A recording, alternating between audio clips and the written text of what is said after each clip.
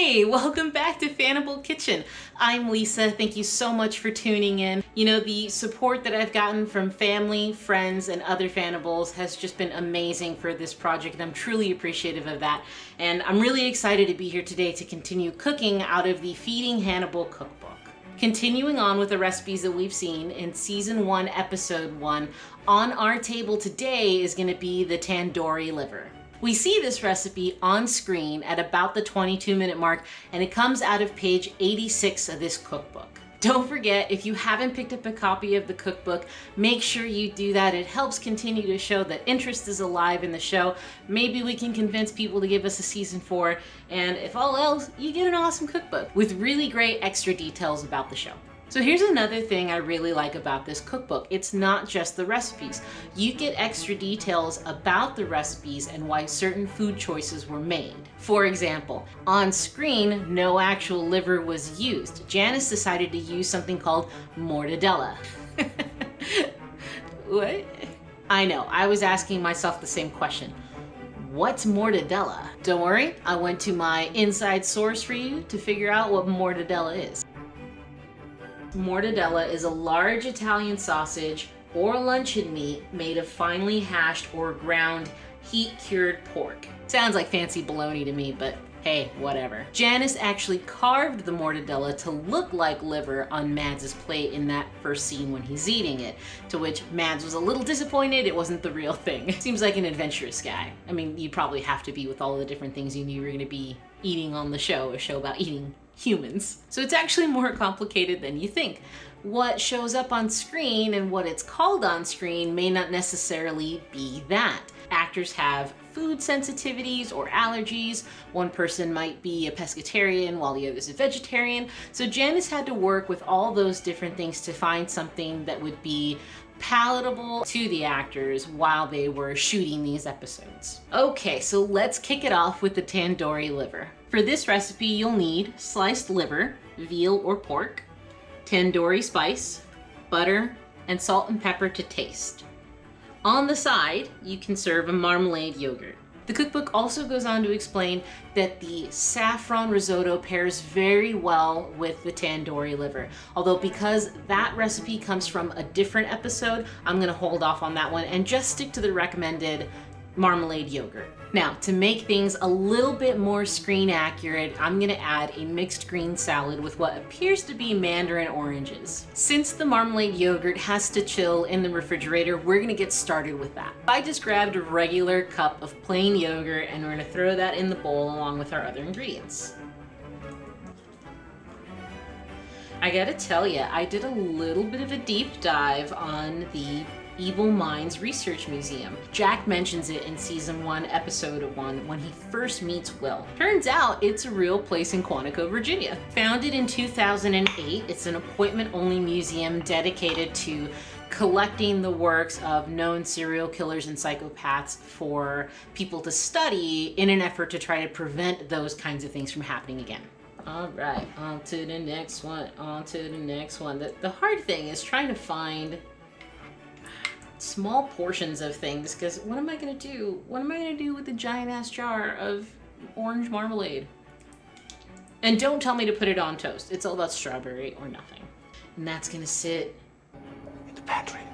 In the pantry for God knows how long. So we're gonna mix that together. Now we're gonna add a little bit of lime juice.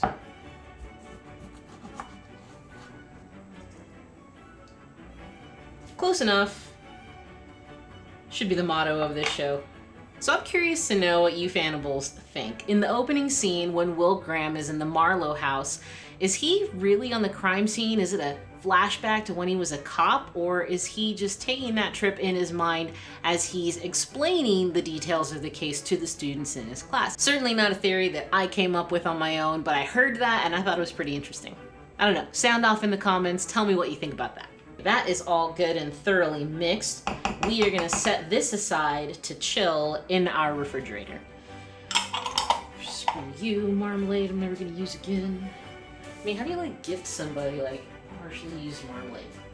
You know how you do that? Your parents. On the struggle bus for space.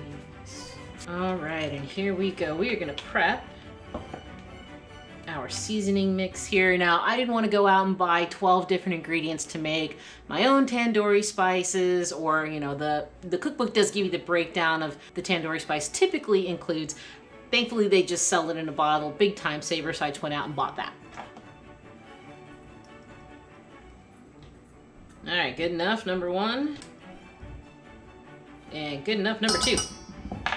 Luckily, I knew exactly where to go to get fresh liver. Yum! I have no idea how to cut this. We're just gonna cut. Ooh, that's a little tough to cut through. All right, I am gonna try to slice it kind of similar to how the cuts looked on camera. And I know that's wishful thinking. Not everything is gonna look the way it will on camera, and that's fine. We are gonna do our best. This is definitely giving me plenty to think about. So here I am, a little bit on the struggle bus, cutting the liver. If I can actually get my hands on some lung or heart like the other recipes call for, ooh, I don't know how I'm gonna do with those. So we're gonna get our delicious pieces of liver here, all battered in the tandoori seasoning, and then we'll transition on over to the stove to cook them. Look at that, that just picks that up really well. I think we are gonna need more seasoning if you ask me, because this already took a lot of it. Unrecognizable. Oh, I should have cut these in smaller pieces. So it's been a really long time since I've had beef liver. I like chicken liver for sure. It's one of my favorite things come Thanksgiving time because my mom likes to cook it.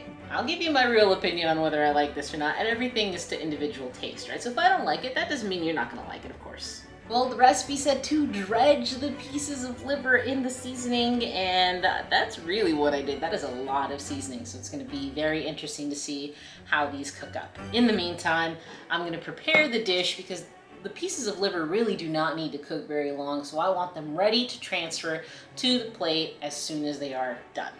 So again, I mentioned that I wanted it to be screen accurate, and there's a small salad on the side with just a couple pieces of mandarin orange. So we're gonna go ahead and prep that before we cook the pieces of liver. Straight out the bag. Do you think Hannibal buys salad in a bag?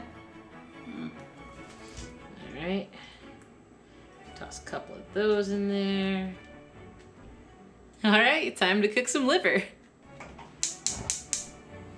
All right, medium to high heat, a little bit of butter in the pan first.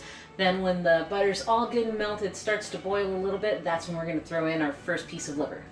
Well, that just goes to show you what leaving the butter out too long will do. It's pretty warm here. Well, that looks delicious, doesn't it? 1 tablespoon of butter boiling. Set my timer for 1 minute. The first piece on, and in the pan it goes.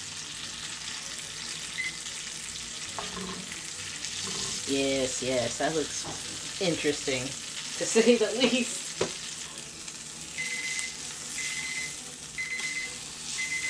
All right, here we go. That's done. We're gonna add 2 minutes for it to cook on this side now. So this is a great time for me to tell you that if you haven't seen my video yet of every time Will Graham says, "This is my design," that video is live on my YouTube channel right now, so make sure you click and check it out. Ooh, that side's getting a little toasty. I feel a little, we still have some time here. And we're good. So, the recipe was very specific about wiping up the pan after each use before cooking the next piece of liver. Round 2. My melted butter. Note to self, turn down the heat a little. Since that is instantly boiling, we'll move on.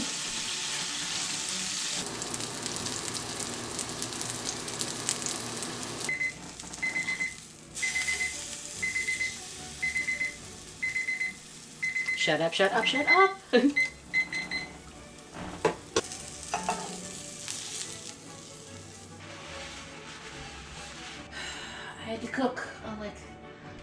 last night of the weekend.